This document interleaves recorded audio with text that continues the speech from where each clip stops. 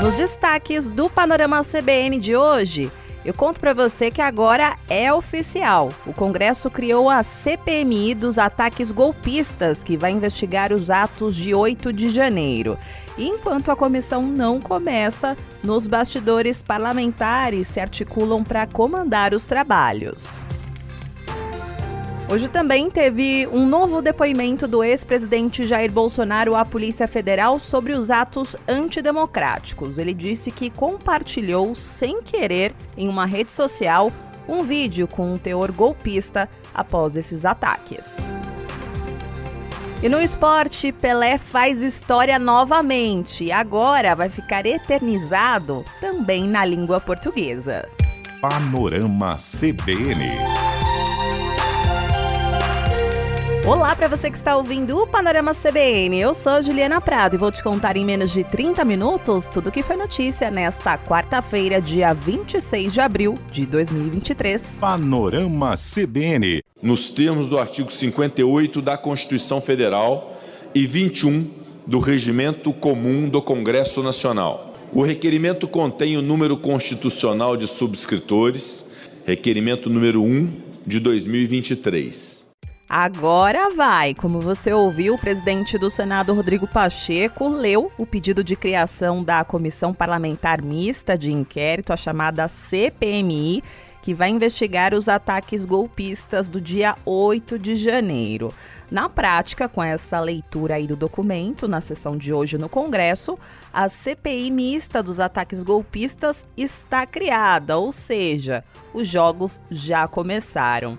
Esse pedido aí de criação da CPMI é de autoria do deputado bolsonarista André Fernandes, do PL do Ceará, que é investigado no Supremo Tribunal Federal por um suposto envolvimento nesses atos golpistas. Inicialmente, o governo Lula se manifestava publicamente contra a criação da CPI, porque poderia atrapalhar o andamento de projetos que precisam ser votados no Congresso. Mas o governo mudou o discurso na semana passada, depois que o general Gonçalves Dias foi demitido do cargo de ministro do Gabinete de Segurança Institucional. Bom, só para te situar, porque você vai ouvir muito esse assunto aqui nos próximos dias, a comissão ela se chama CPMI ou CPI mista, porque ela é composta por deputados e senadores.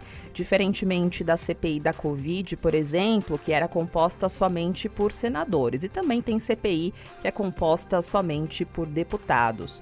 Essa comissão mista vai ter 16 deputados e 16 senadores e vai ter duração de até 6 meses.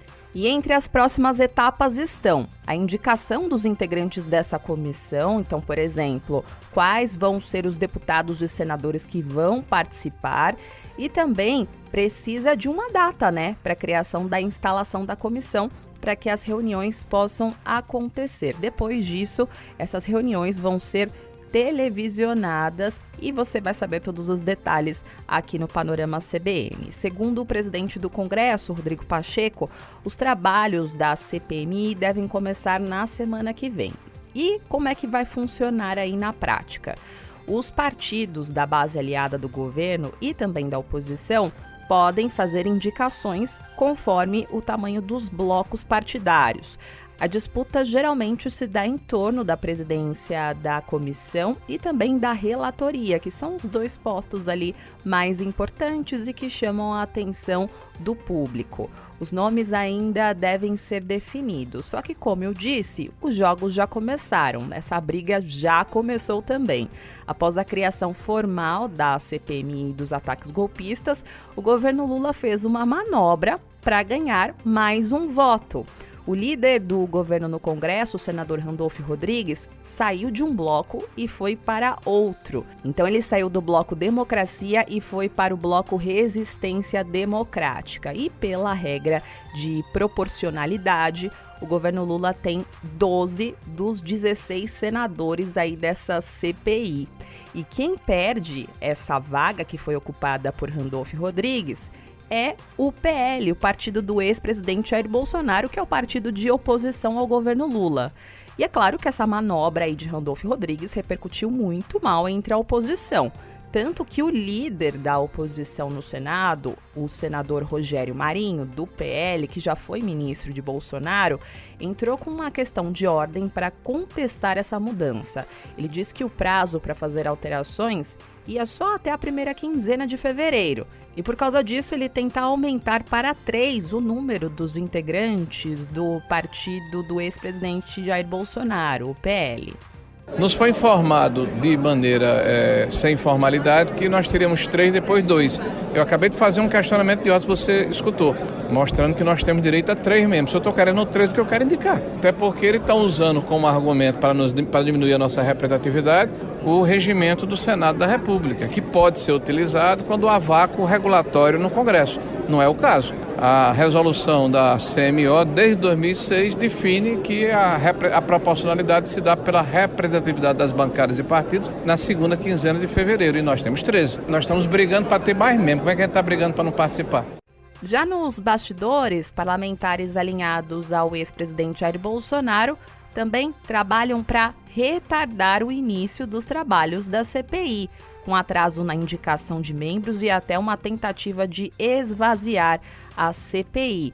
Porque, ao longo dos trabalhos, a comissão pode aprovar a quebra de sigilos de investigados, pode convocar pessoas para depor e pedir, ao final dos trabalhos, o indiciamento desses investigados. Inclusive, em entrevista à Globo News, o vice-líder do governo no Congresso, o deputado Lindenberg Farias, do PT do Rio de Janeiro, disse hoje que o ex-presidente Jair Bolsonaro deve ser convocado para depor e que a oposição agora já está se arrependendo de ter proposto essa comissão mista.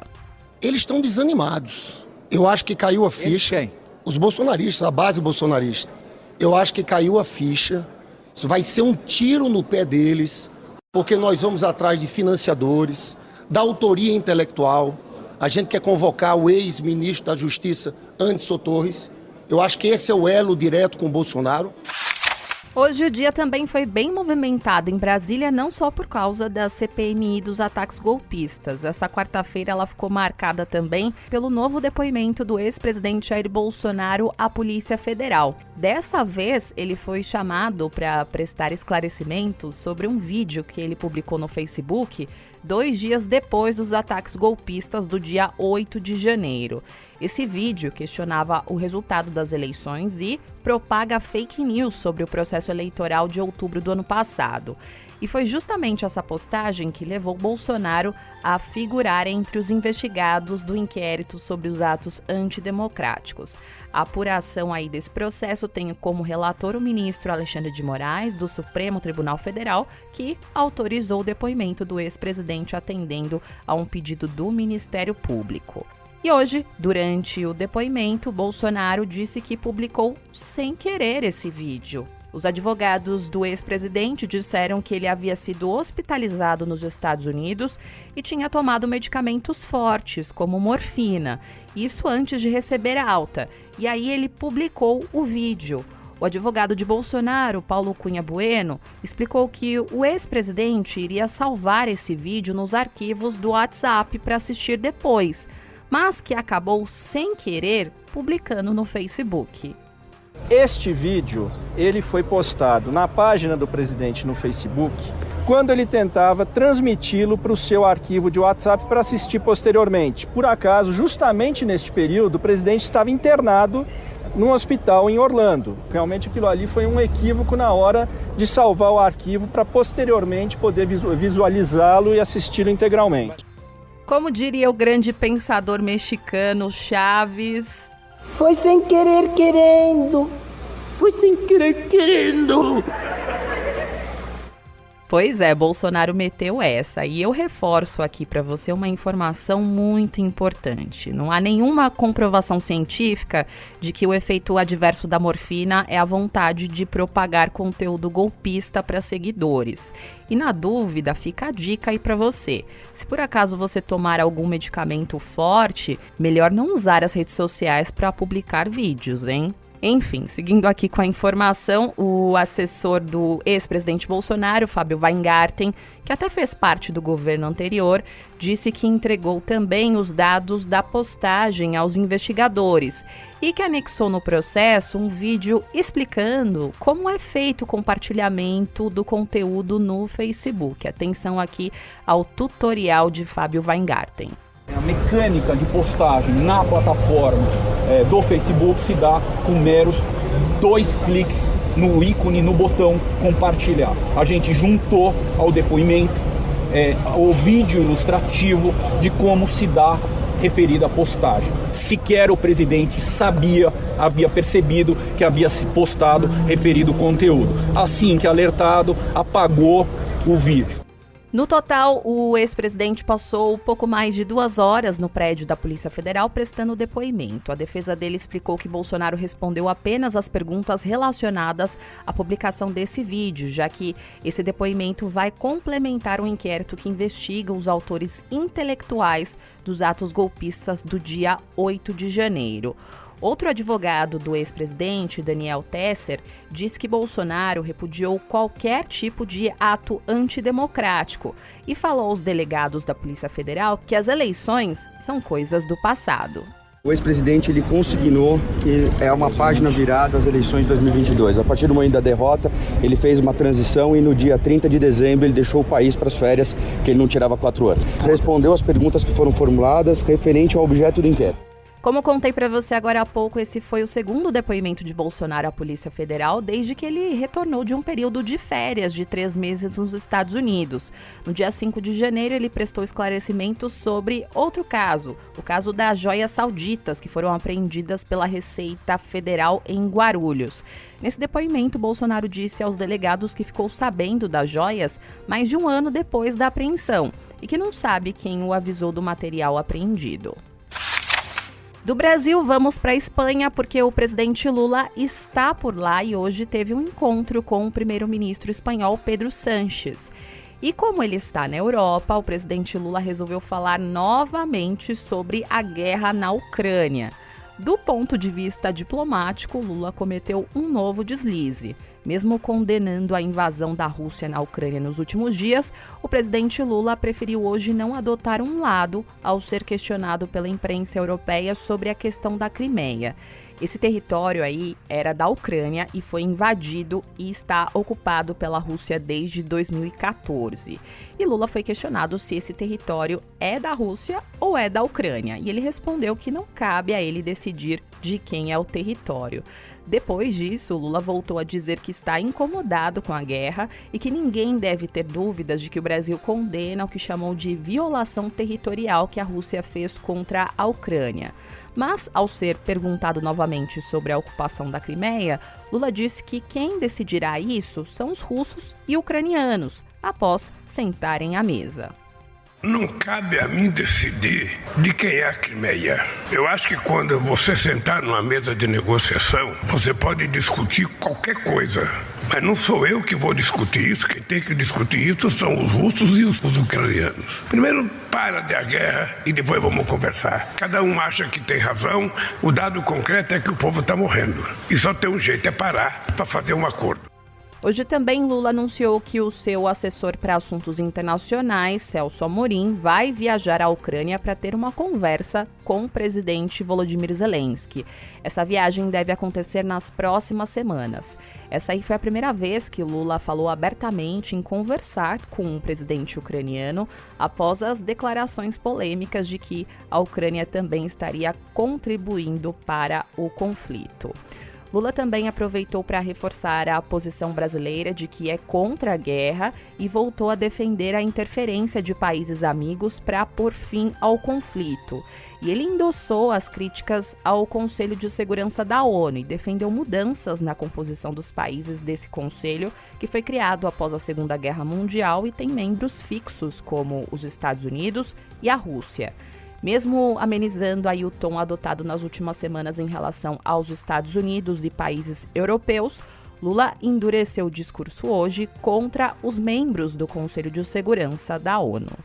Nós, brasileiros, condenamos a violação territorial que a Rússia fez contra a Ucrânia.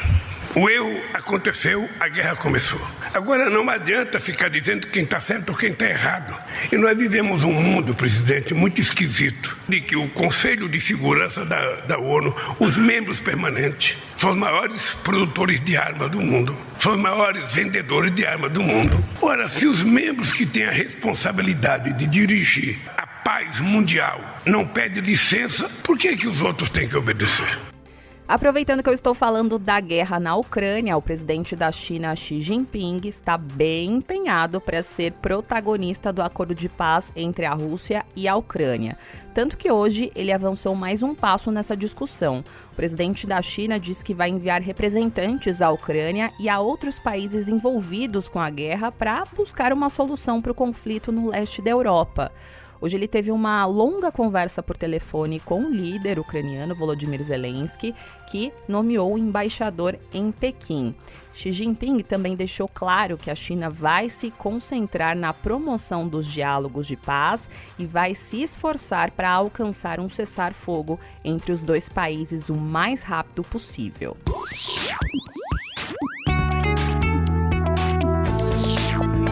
Na tecnologia, hoje o aplicativo de mensagens Telegram não entregou à Polícia Federal todos os dados sobre grupos neonazistas que estão usando a plataforma. E aí a Justiça determinou que operadoras de telefonia e lojas de aplicativos retirem o aplicativo do ar imediatamente. Então isso pode acontecer a qualquer momento. Segundo a Diretoria de Inteligência da Polícia Federal, as empresas de telefonia Vivo, Claro, TIM e Oi e o Google e a Apple, que são responsáveis pelas lojas de aplicativo, receberam a decisão para suspender o Telegram hoje.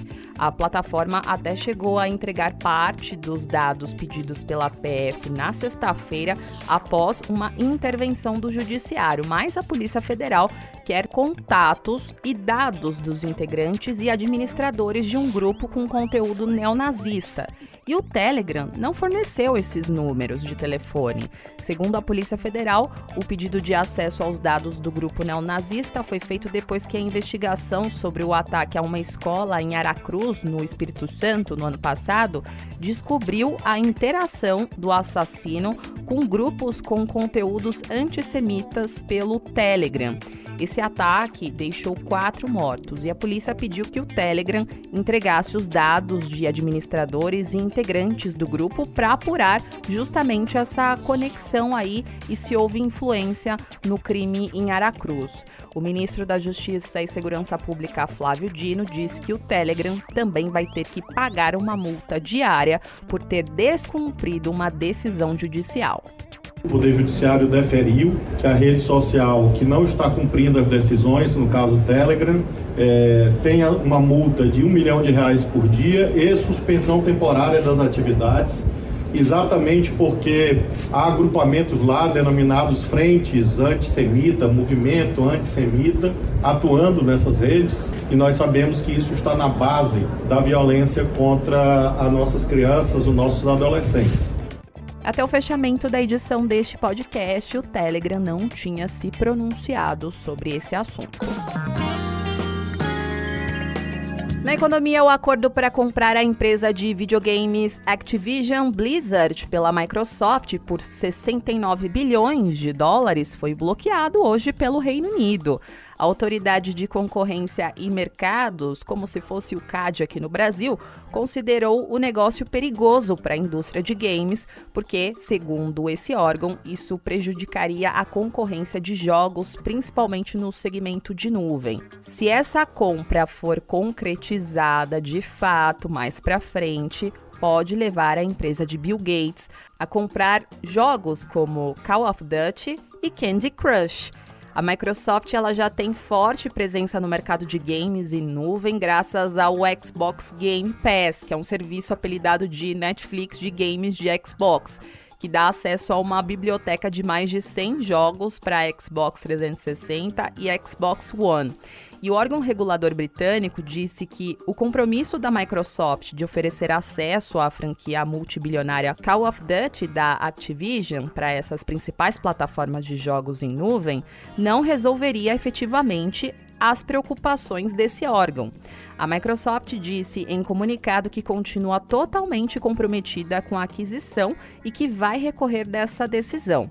Já a Activision também disse que vai trabalhar de forma agressiva com a Microsoft para tentar reverter essa decisão. Por causa disso, as ações da empresa Activision caíram hoje mais de 10% no pré-mercado dos Estados Unidos.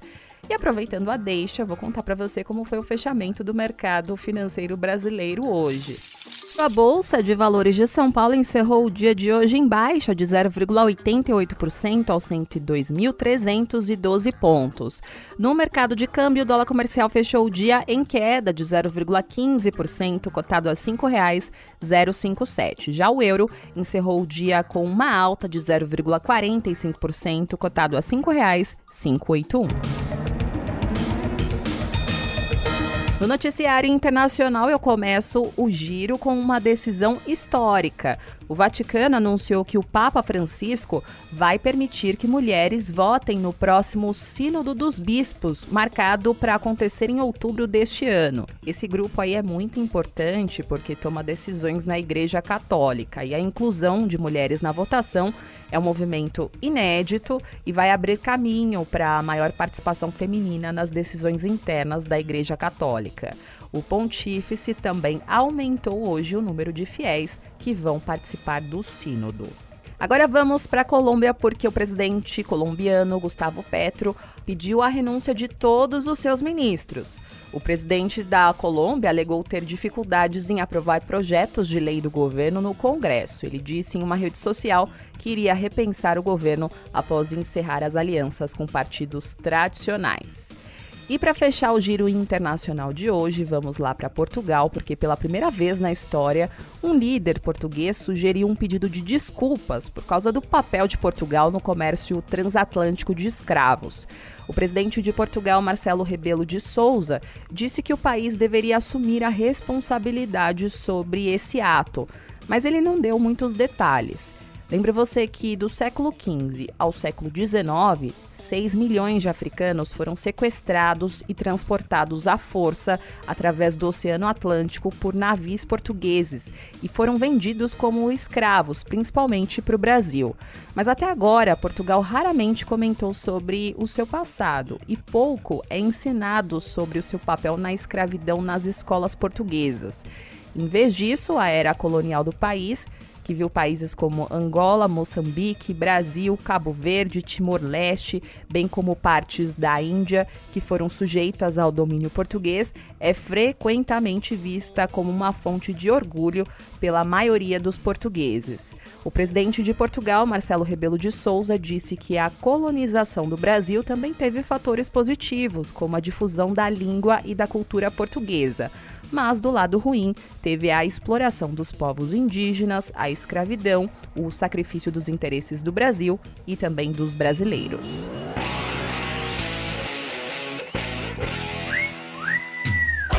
E no esporte, hoje eu vou falar do Pelé, porque ele fez história novamente e agora vai ficar eternizado na língua portuguesa. Porque agora o apelido de Edson Arantes do Nascimento, Pelé, virou um verbete de forma oficial no dicionário.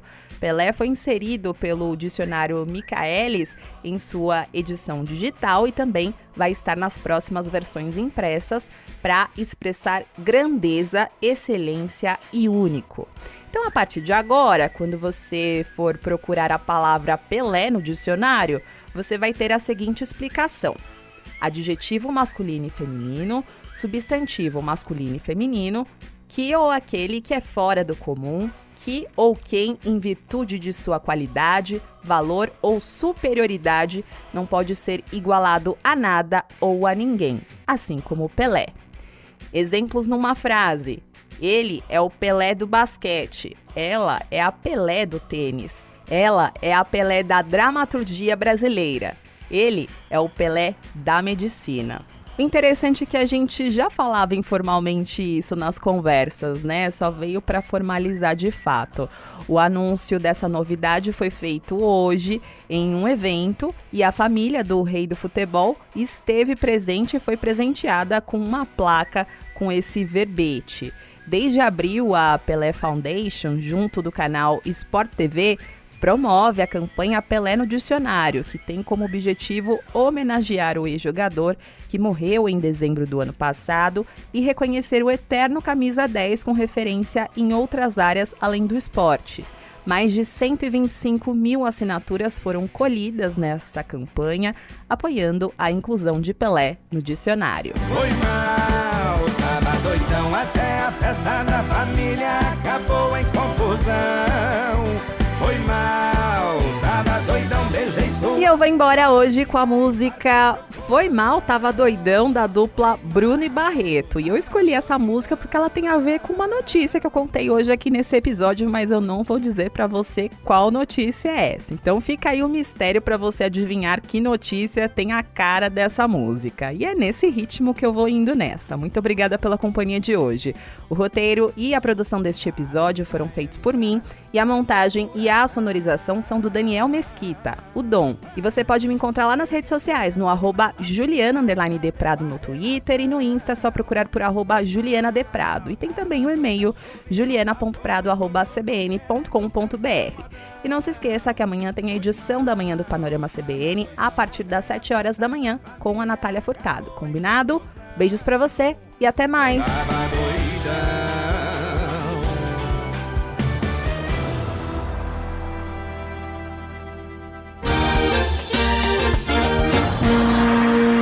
Panorama CBN. As principais notícias do dia em menos de meia hora.